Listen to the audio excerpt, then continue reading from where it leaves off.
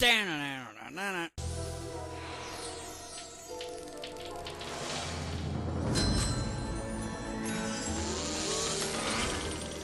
morning. Let's open the store. So Mr. Magorium's Wonder Emporium is written and directed by Zach Helms and stars Dustin Hoffman, Natalie Portman, Jason Bateman, and Zach Mills. It was released in 2007 and it was a suggestion from you, my viewers. So I watched it the first time and I was like, good. Yeah, I mean, it's pretty good. And then I watched it a second time and then I watched it a third time. I'm not gonna lie, this movie is really amazing, actually. Yeah, I really loved this movie. It's like the first and second time, I kept seeing it like a kid's movie. And then I watched it a third time and suddenly I'm like, this is more than that. So I'm actually really excited to review this movie. Let's get started with the characters. So you may not have noticed, but the title of the movie is Mr. Magorium's Wonder Emporium, which is actually a character of its own, and it interacts with the human characters quite a bit. So Mr. Magorium's Wonder Emporium as a character, I really enjoyed. There's a part of the movie where it throws a temper tantrum, and to be honest with you, I was kind of like, yeah, that could have been done better. Dustin Hoffman plays Mr. Magorium, and Mr. Magorium really isn't the focus of the story, but he is of course important because the daggum store is named after him. Natalie Portman plays Mahoney. And oh my gosh, guys, I loved her character. She's so relatable, and she's so charming. Mahoney, she does this thing. She's a piano player, and there's this underlying kind of story arc that she is trying to finish this symphony that she's writing. And so when she's at work or she's on the bus and she doesn't have a piano in front of her and she still wants to practice, she does this finger thing like on the seat in front of her. Jason Bateman's character of the mutant, he got the name because Mr. Magorium mistook the word accountant for mutant somehow, and so he became the mutant. And then Zach Mills plays the kid Eric. Okay, you know, I really honestly think that he was just there so that there could be a character that the children in the audience could connect with, but at the same time, I don't think that's really needed because the kids can connect with adult characters. And although he doesn't have a very on-screen presence, Bellini the book builder, took me several times to get that, who basically lives in the store. He's really grumpy. It's really funny. And then Mr. Magorium is so uppity and happy and positive. It's implied that there's got to be some kind of like life debt there or something. It makes it so fascinating. Also, Kermit the Frog is in this movie. I'm surprised this movie has fallen underneath the radar as much as it has. The acting in this movie is fantastic. Particularly Natalie Portman. Now, I'm not just obsessing over Natalie Portman because she's beautiful. And she is. But because she is an excellent actress. I love this one scene when she first talks to the mutant and she tells him a joke and she gives him like a wink. She's like, that was a joke.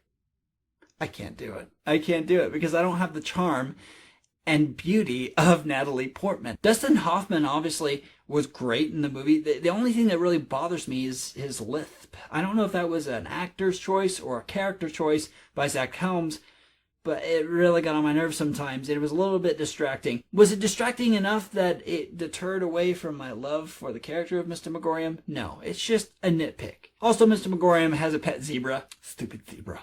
Also, Jason Bateman really brought it for this movie. There's a great scene involving a hat collection, and Jason Bateman nailed it. And then you got Zach Mills playing the kid. You're going to learn really quickly that I don't really like kid actors very much. I've seen worse, but at the same time, he got on my nerves, like a lot. I wasn't feeling him. The dialogue in the movie is freaking fantastic. Like, for instance, Mahoney is trying to give Mr. Magorium the best day of his life. That's the last of them. 37 seconds. Great. Well done. Now we wait. No. We breathe. We pulse. We regenerate. Our hearts beat. Our minds create. Our souls ingest. 37 seconds well used is a lifetime. That's cool. The story. Mr. Magorium's Wonder Emporium is about a young girl named Mahoney who works in a magical toy store owned by Mr. Magorium. A long time ago in a galaxy far, far away, Mr. Magorium saw a pair of shoes that he loved so much that he bought enough for the rest of his life. So, naturally being on his last pair, he's supposedly going to die. So he hires an accountant, or the mutant, to set his affairs in order so that he can give the store to Mahoney.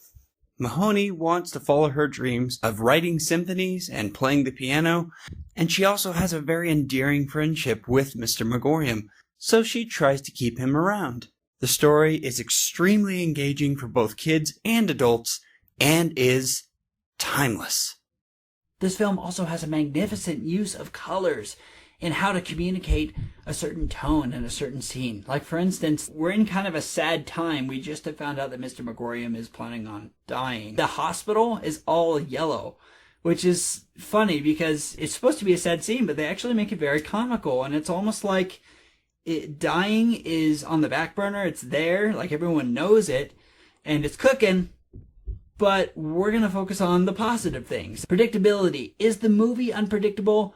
I don't think that the movie is entirely unpredictable. It doesn't take twists and turns that you don't expect, like Dawn of the Planet of the Apes, but it does have a particular part that I did not expect, and I was very proud of that moment. The movie didn't pull punches. When it said it was going to do something drastic, it did it. Lastly, moral lesson.